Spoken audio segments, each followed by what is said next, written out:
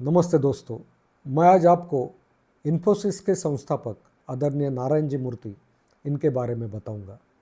नारायण जी ऐसे शख्स थे जिन्होंने छोटे गांव से निकलकर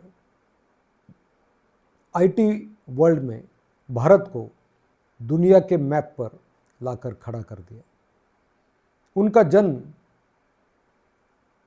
20 अगस्त 1946 में सिदलगट्टा, यह कर्नाटक में छोटा गांव है, वहाँ एक साधारण परिवार में हुआ। उनके पिताजी टीचर थे और घर में रिसोर्सेस बहुत कम थे, लेकिन यह परिवार एजुकेशन के बारे में बहुत गंभीर था, सिंसियर था।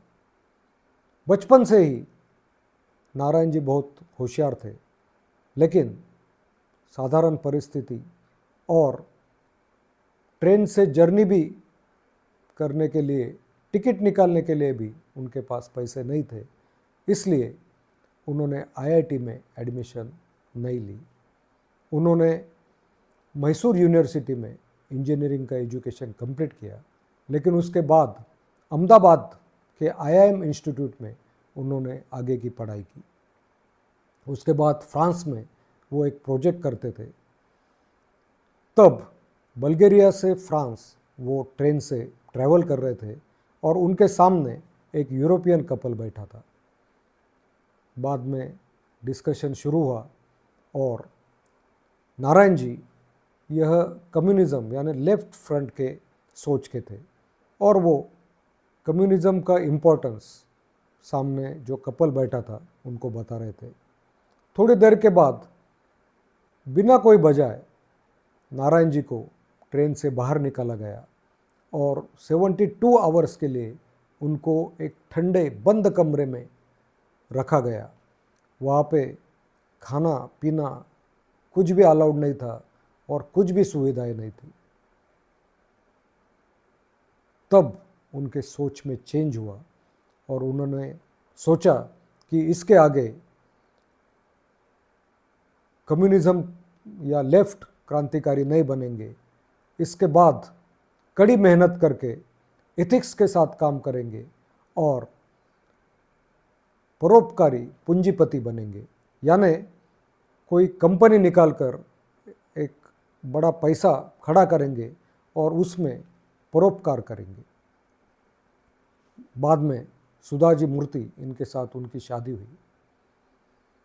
उन्होंने सुधाजी से 10,000 रुपये उधार लिए और 6 दोस्तों के साथ इन्फोसिस यह कंपनी शुरू की।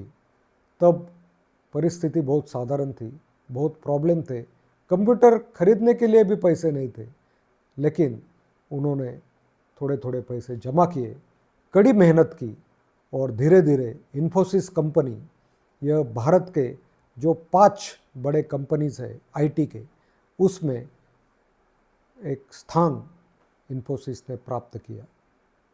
आज इन्फोसिस में 3.5 लाख वर्कर है, बहुत बड़ी कंपनी है, लेकिन नारायण जी और सुधा जी बहुत सादगी से रहते हैं।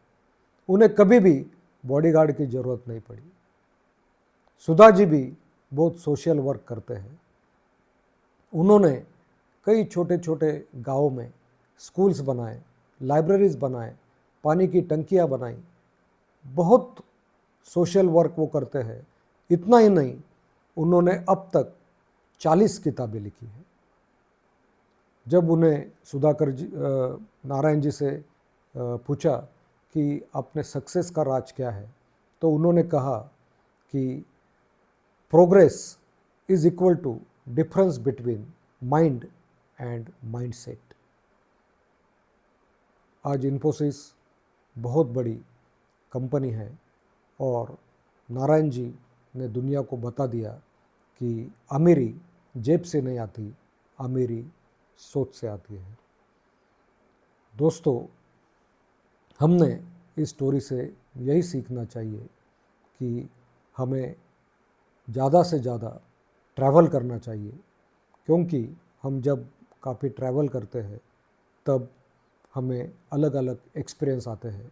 नारायण जी को भी यह एक्सपीरियंस ट्रैवल करते करते समय आया और बाद में उनके सोच में बदलाव आया। यह सेम थिंग अपने बापूजी यानी महात्मा गांधी के साथ हुआ था। जब वो बैरिस्टर थे और उनको ट्रेन में से निकाला गया था, तभी उन्होंने सोचा था कि मैं भारत के लिए कुछ करूँगा। तो दोस्तों, हमने हमेशा मेहनत करनी चाहिए, लेकिन हम जो रहते हैं वो सादगीपूर्व हमने रहना चाहिए, और हम जो भी पैसा कमाते हैं उसमें से सोशल वर्क हमने ज़्यादा करना चाहिए। यह सीख हमें आदरणीय नारायण जी और सुधा जी मूर्ति उनके पास से मिलती है। Thank you very much. Have a nice day.